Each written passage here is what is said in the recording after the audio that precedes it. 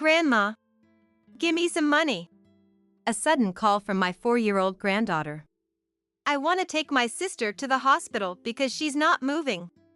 I couldn't believe my ears. Feeling uneasy from my granddaughter's almost crying voice, I rushed to her house.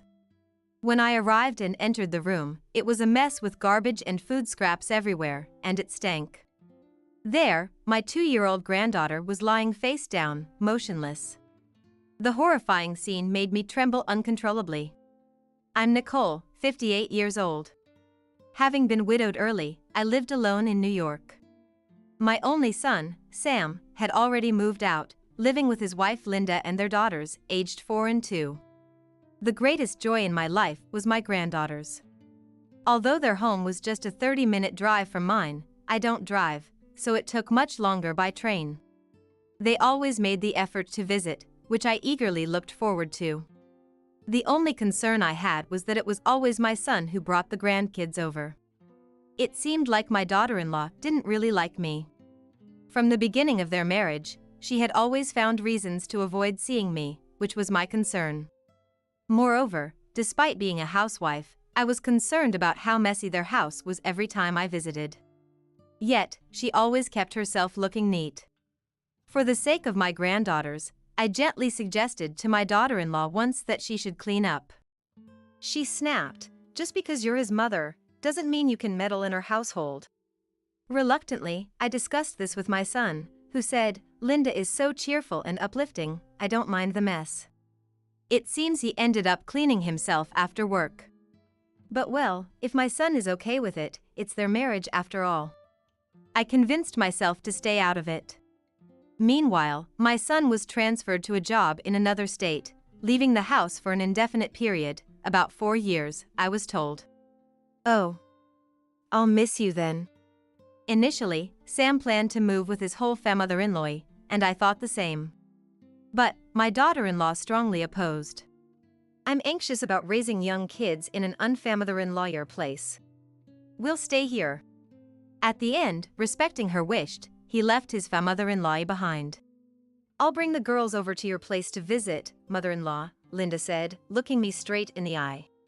While I felt sorry for Sam, I couldn't hide my joy at still being able to see my granddaughters. However, that small happiness was short-lived. Despite her words, my daughter-in-law never visited nor contacted me after my son left. I decided to call her. "Is everything okay, Linda? I miss the kids. If it's too much trouble for you coming, can I come over?" "Well, it's hard to say, but the kids don't want to see you right now." That unexpected response hit me like a hammer. What? Did I do something wrong? They won't tell me why. Just, "We won't be visiting for a while, and please don't come over." Even after the call ended, I was in a daze. What were all those happy times with my grandkids for? Did I do something which made them dislike me? I kept asking myself. Those happy memories kept coming back to me. My elder granddaughter, Katie, was the epitome of an older sister, always taking care of her younger sister, Cindy. She's always such a sweet older sister, leading her little sister by hand. On the other hand, the younger one is a bit shy, always following behind her sister. I always looked at them with such fondness. I remember buying a planner that Katie wanted because it made her feel grown up. "Grandma, write something here too." Just writing my name and phone number made her smile, hugging the planner and saying, "Now I can call you anytime." And yet, why would they say they don't want to see me anymore? Overwhelmed, I instinctively reached for my phone to consult with my son. But then, not wanting to add to his burdens, especially after his relocation and the demanding nature of his job, I reconsidered. It can't be helped. I just need to be patient. If it means the grandchildren are happy and well, then. I told myself, fighting back the tears that threatened to spill. Time flew by, and on a night, 6 months after I last saw my granddaughters, at 11 p.m., my phone suddenly rang. It was the landline from my son and daughter-in-law's home. Nervously, I answered the phone. "Grandma, can I have $5? I immediately recognized the voice of my 4-year-old granddaughter, Katie, even though she had never called me before. And at such a late hour, asking for money, what could have possibly happened? "Is that you, Katie? What's going on? Can you tell me about it? I want to take Cindy to the hospital because she's not moving." "What did you say?" I couldn't grasp the situation immediately. She was only 4, plus she was in a hurry and her words were unclear, so she couldn't explain herself well. "What should I do? Cindy might die. Where's your mom?" "Mom's gone somewhere. Please, help."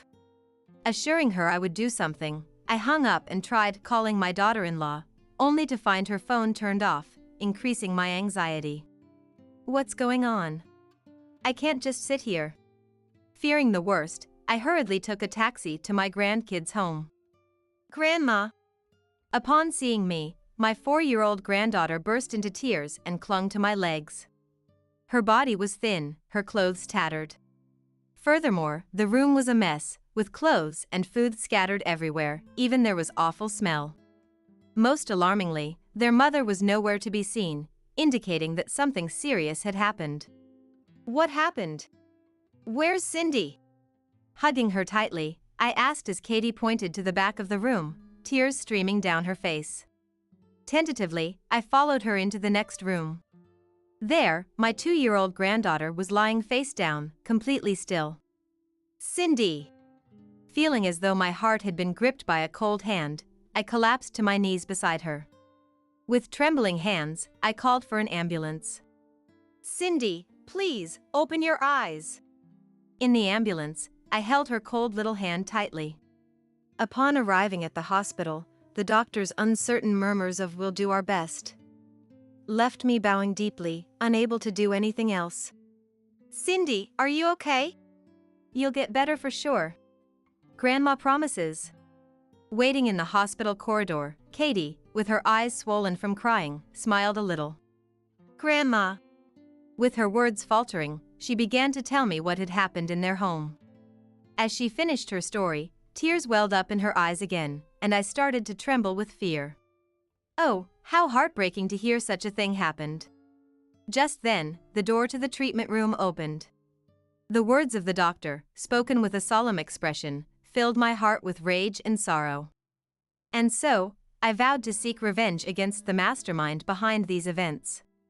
I decided to take my 4-year-old granddaughter into my home, preparing to deal out punishment to those who had made her and her sister suffer. Even during that time, I couldn't reach my daughter-in-law Linda. Knowing the trouble it would cause if she found out the children were missing without prior notice, I was at a loss. With no other choice, I left a message on WhatsApp saying, "I happened to visit and found the kids playing in the yard. They had a fever, so I've taken them with me." The reply from my daughter-in-law came at 1 a.m. "Since you took them without asking, please keep them until their cold is completely gone." I sighed softly as I read her message. A week later, I showed up at my son and daughter-in-law's house unexpectedly, bringing only 4-year-old Katie with me. "What, mother-in-law? It's troubling when you just show up without notice. Did you bring the kids? Wait, where's Cindy? I need to talk to you about that. Please, let me in." "No, I'd prefer if you come back once both are fully recovered." She refused to listen to me and tried to close the door hurriedly. However, I pushed the door open and stormed inside, leaving my granddaughter waiting in the yard. But unlike before, I noticed the house was oddly tidy, except for the disheveled bed in the open bedroom, which felt off to me. "Stop it. Don't look around like that, just leave. What do you want to talk about? You have no right to criticize me. People who neglect their children shouldn't speak so boldly." "What? On what basis? Don't make baseless accusations. I won't forgive you even if we're related." Linda glared at me fiercely, clicking her tongue. "I learned everything from Katie. You don't prepare food and sometimes don't come home for days." Her cheek twitched and her face contorted for a moment.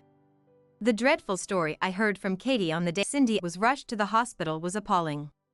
Since my son had been transferred, my daughter-in-law neglected her parental duties, leaving the care of her sister to the 4-year-old. Often, strangers would come to the house and throw the young sisters out. They were forced into the worst possible living conditions. You threatened them with no food if they told anyone about this. And you still claim you've done nothing wrong? As the situation worsened, the 2-year-old Cindy became weaker each day until she could no longer move. Despite this, on that day, my daughter-in-law left Cindy uncared for and went out dressed flamboyantly. My granddaughter called me, believing, Grandma will surely do something, relying on the phone number I had given her in her personal planner. I was told the children didn't want to see me, but I know that was a lie too. Those kids are just 4 and 2 years old. You can't take a child's word for it. Linda looked up at the ceiling and laughed scornfully. Cindy is currently hospitalized. The doctor pointed out her unusual thinness. What? According to the hospital, it was likely the children hadn't been fed properly by their parents for a long time. That's why the doctor came to me with a grave look in the waiting room. And Linda, you're having an affair with a host. Take a look at this. I confronted her with several photos. There she was, dressed provocatively, cuddling up to a blonde man. Who took these photos? She trembled as she looked through the printed evidence. It was me. To my surprise, it was my son Sam who appeared. I had contacted him immediately after returning from the hospital. Furious, he managed to take time off work and rushed back to my house. We had been investigating in secret if my daughter-in-law was up to any other mischief. I've been tailing Linda. It was easy to snap these photos of her openly embracing her affair partner in broad daylight. You're lying, right? I had no idea you had come back to New York. You really underestimated us, didn't you? Thinking that with my son away and me without a driver's license, my actions would be limited. Well, you're out of luck. We've seen right through everything you've been up to. Then, my daughter-in-law, previously so defiant, seemed utterly frightened by the demonic expression on her usually gentle son's face. But this was just the beginning. I had much more to say. Not following Sam to his new job was just because you didn't want to leave your host boyfriend behind, wasn't it? Well, that. The reason your house is cleaner than usual this time is because you had a man over, right? Look at this. It says it all. I pointed to the trash can beside the bed, where the comforter had fallen to the floor, and the sheets were in disarray, and she turned her face away. The man has already confessed, so you might as well give up, Linda. What do you mean? Apparently, my daughter-in-law had been entertaining her lover right up until a few minutes before we arrived. Caught by surprise by our sudden visit, the man had jumped out of the window without putting anything on, and my son caught him red-handed. He spilled the beans about their affair to avoid any trouble. I heard from him that you married your husband just for his money, and that's been your mantra. That's not true. I love only you. I was just lonely without Sam. Words like that I cannot believe. It's over, Linda. We're getting a divorce, and I'll be asking for alimony, so be prepared. Please, no. I have debts. I don't work, and if Sam leaves me, I'll have no way to pay them back. My daughter-in-law, who had accumulated a significant amount of debt contributing to her boyfriend, became utterly distraught and clung desperately to my son. Please, I'll change. The kids need their mother, right? Using the grandchildren as leverage to avoid divorce showed how shallow she truly was. But children's eyes are not easily deceived. We don't need Mom because we have Grandma. Hearing their conversation, my granddaughter, who had been eavesdropping in the hallway, shouted out loud. What are you saying? Mom loves you, Katie. Come here. No. Katie and Cindy hate Mom. Turning her back on my daughter-in-law's feigned smile and outstretched arms, my granddaughter ran back to the yard. Since Katie said so, that settles it. Expect to hear from her lawyer soon. My daughter-in-law bit her lower lip and turned around to face me. This is all your fault. Take responsibility. Oh dear, your defiance is almost refreshing. But being strong now won't last long. In fact, the hospital has already reported your neglect of the children to the police. What does that matter? There's no way something like this would be considered a crime, right? Are you unaware? Neglecting your children is a serious crime that can result in imprisonment from 3 months up to 5 years. What? Absolutely not. I refuse to go to jail. She started panicking and raving all by herself, face pale and holding her head. Oh, and that host? He sees you as nothing more than an ATM. Lies. What have I been doing all this for? His real girlfriend and he are planning to relocate abroad soon. He might be up in the sky soon. As my son looked up dramatically, she was on the verge of tears, sniffling loudly. And when we informed Linda's parents, they said, disown her. We don't even want to see her face. My own parents, how could they? Well, you can't say that, after what you've done to Katie and Cindy. Raising my voice made her back off, and she eventually started crying with her eyes turned red. I'm sorry. Please help me. I have no one else to turn to. After abandoning your young daughters, now you seek forgiveness just for yourself? Too convenient. She broke down crying, eventually kneeling down before us. But thinking of my son, working hard alone for his family, and my granddaughter Katie, who bravely endured her mother's terrible treatment, as well as my 2-year-old granddaughter still fighting for her life, filled me with indescribable rage. Never show your face to us again. And remember this, neither I nor the grandchildren will ever forgive you. We kicked the crying daughter-in-law out of the house. Eventually, Sam and Linda's divorce was finalized, and custody of the grandchildren was awarded to my son. Sam demanded $30,000 in alimony from his wife and $600 a month for child support for their 2 children. Linda is currently under police investigation for neglecting her childcare duties, looking considerably gaunt and worn out. Even after the trial concludes, she faces a bleak future burdened with a significant amount of debt and financial obligations. Additionally, Sam filed for $20,000 in damages against his wife's lover, who, fearing further trouble, quickly settled the payment. Miraculously, little Cindy has recovered and was recently discharged from the hospital.